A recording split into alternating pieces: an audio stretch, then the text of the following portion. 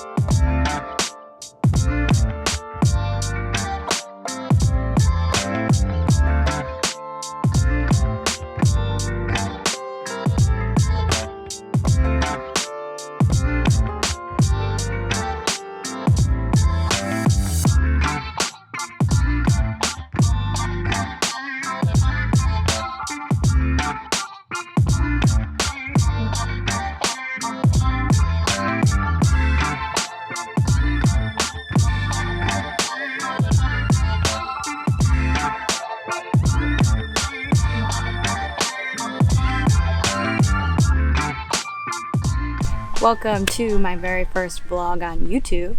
Thanks for watching. My name's Morgan of all trades, and I'm here to give a 1 month update. A little bit of background. As I said in the beginning of the video, I bought a one-way ticket to Bangkok about 1 month before the travel date.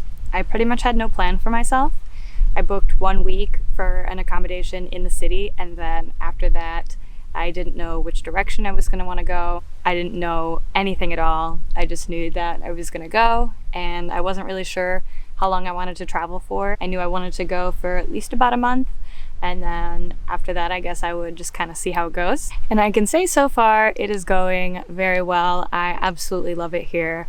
I'm filming this video on the beach. I am on an island right now called Koh Lanta. It is pretty quiet. It's not as frequented by tourists as some of the other more popular places in the country, and I really love the vibe here. I found this beach and gosh, there's probably only a couple of dozen people here, and it's pretty big, so everyone has a nice big space all to themselves, and this is nice for me because I don't really have any private spaces in the accommodations that I stay at. I stay in hostels, in shared rooms, in order to save money and travel for as cheap as possible, basically. But because of this, it hasn't really given me a lot of great opportunities to sit here in front of my camera and talk. So I came to the beach with no plans to do this kind of thing, but I had to jump on the opportunity, so you get to see a spontaneous, unfiltered video. So far in my little bit over a month of traveling, I've stayed overnight in 3 different mainland cities and 6 different islands around different areas of Thailand. It has been a really amazing experience. Everywhere I go, I absolutely love it. And I think no matter what you're into as a traveler, everyone can find something that they enjoy in Thailand. First and foremost, I want to highly recommend travel to Thailand. And I felt for this 1 month update, it would be most fitting to list some of my favorite things. So here are 10 things that I love the most about Thailand. And I made a little list so I can stay organized and hopefully not ramble too much, because this is something I do. Okay, 10 things that I love. And these are in no particular order, but the first thing will be my setting for this particular video and filming is the beaches.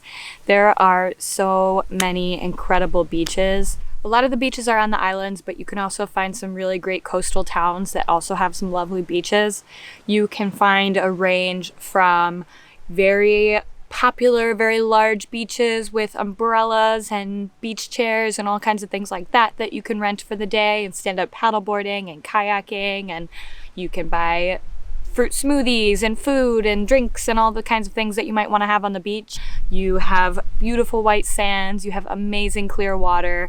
They're really incredible. You can also, if you want to take the time to find them, you can find some really secluded beaches as well. And this has become something that I do almost every day here on the islands, is spend at least some time enjoying the beach. It doesn't get old. They're also beautiful, and yeah, I really love them. If you want to go to some of the most amazing beaches, come to Thailand.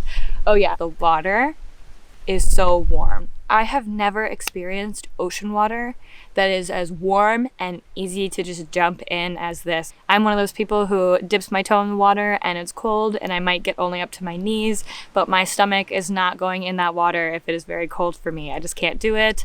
It's too far past the point of refreshing for me. It's cold and I don't love it. The water here is amazing.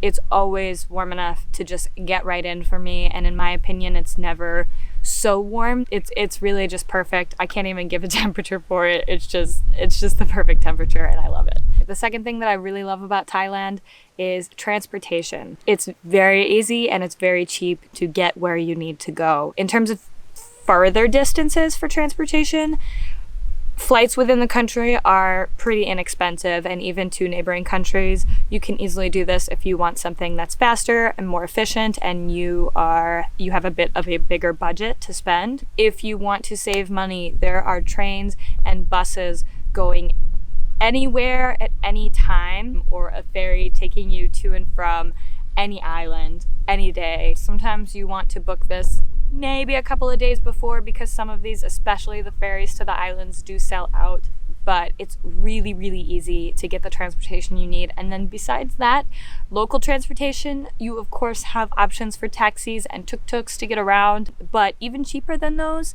you can use the app Grab. It's a lot like Uber. You can grab either a car, but my personal preference is to hop on the back of a motorbike. This is really easy to do, and it's usually by far the cheapest option. As I've gotten out of the main city and onto some of the more calm places and islands, I have gotten comfortable with renting a motorbike.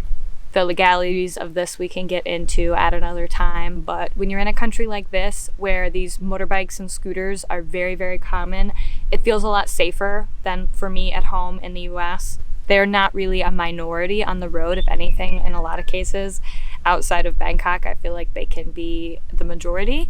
So to me, it makes me feel a lot safer riding on a bike like this, and I'm not going 60 to 80 miles per hour. Now that I am comfortable with riding the motorbikes, this has become by far the cheapest way for me to get around. You rent these and they might be between $6 to $8 per day. The one exception to the motorbikes being you're not going to rent one in Bangkok. If you've ever been there,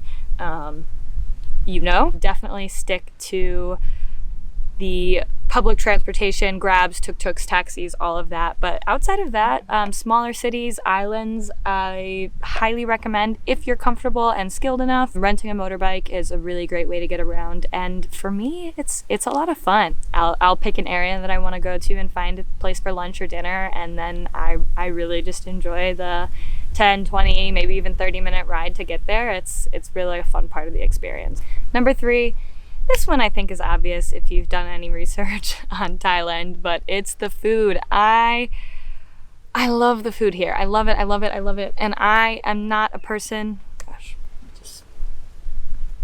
I am not a person who handles spicy food very well, and yet here I am always able to find something that I like to eat. You have options for food on the street all the time, and this is good quality food. It is not some weird, creepy, sketchy hot dog stand on the corner in your city. This is good food. But then also I frequent the local kind of mom and pop shop type of restaurants. I love these places. You can find so many different kinds of stir-fried meat with vegetables and with a different kind of sauce. Maybe it's oyster sauce, or it's a yellow curry paste, or if you're simple, get fried rice and pad thai. I like to try a lot of different things. The curries are incredible. The seafood is fresh and amazing. Every single thing always has vegetables, and I love this because I try to eat vegetables multiple servings every day, vegetables with every meal. So here it is just effortless to make sure that I'm getting that fiber, those nutrients, and I love that. It really always is an adventure, but I absolutely love the food. And a really great place that you can get food and try, little bits of different things, which leads me to the number 4 thing that I love about Thailand is the markets. There are lots of street markets, some of them being daytime markets, some of them being night markets. All of them have so many wonderful foods, some local foods, and sometimes you can find Western style foods. It's almost like a fair or something because there's all these different booths. A lot of times it's just kind of little bits that you can get. So you can try this here and that there. And to me, it's a really fun way to do dinner. I like to go around my dinner time and I'm hungry and I'll get a little bit of this, a little bit of that, maybe a corn on the cob, maybe some dessert.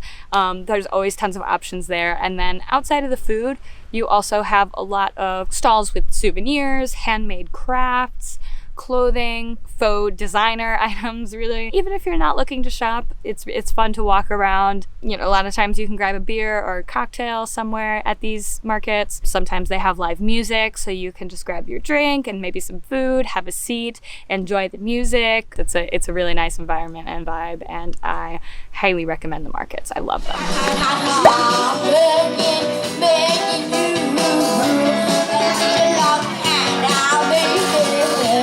The number 5 thing I love about Thailand is the people. The people are so incredibly friendly and helpful. I feel like every single business I go to, my patronage is genuinely appreciated, which is not always my experience back at home. And even I can't tell you how many times I have gone to a restaurant and maybe it's 8 or even bordering 9 p.m.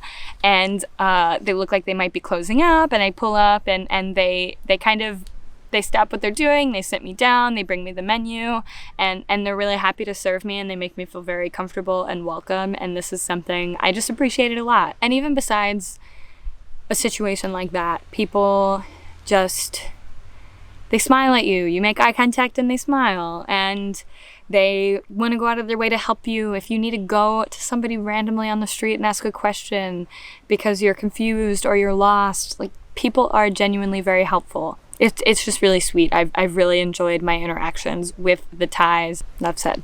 The number 6 thing that I love about Thailand is the wildlife. Lots of different kinds of birds that I've seen and especially heard in the mornings and evenings. The monkeys, I think macaques are the most common type, at least in the islands, that have been kind of roaming around, or maybe they're along the street. They really are. They're just living in the wild, living their best life, stealing the fruit from people's farms. It's just really fun to see from a place where the only wild animals that I typically would see are a deer and maybe a rabbit or a squirrel or chipmunk or something like that. And then also the reptiles, a lot of little lizards, and then I've even seen more bearded dragon size type of reptiles chilling, and even an iguana the other day crossing the street in front of me, just taking a sweet time. I really enjoy just seeing wild animals in their natural habitat. It's fun for me. The number 7 thing that I really love about Thailand, and this is kind of it's kind of a random thing and it hasn't really applied to me all that much. Medication and any kind of treatment, plus also dental care, from what I understand, are very affordable, and it's very easy to get what you need. First of all, I barely ever get sick at home. I am typically mostly always feeling well, but when I got here I had a really dry throat for a couple days and I kind of knew what was coming, and then all of the other telltale cold symptoms, the congestion, just kind of generally feeling more fatigued. And it really was a bummer for me because I'm thinking, okay, I'm in a foreign country and I'm on a vacation. I really don't want to be feeling bad. And So I go to the pharmacy and I get this like throat spray, which did an amazing job. I think it's like an essential oil based spray.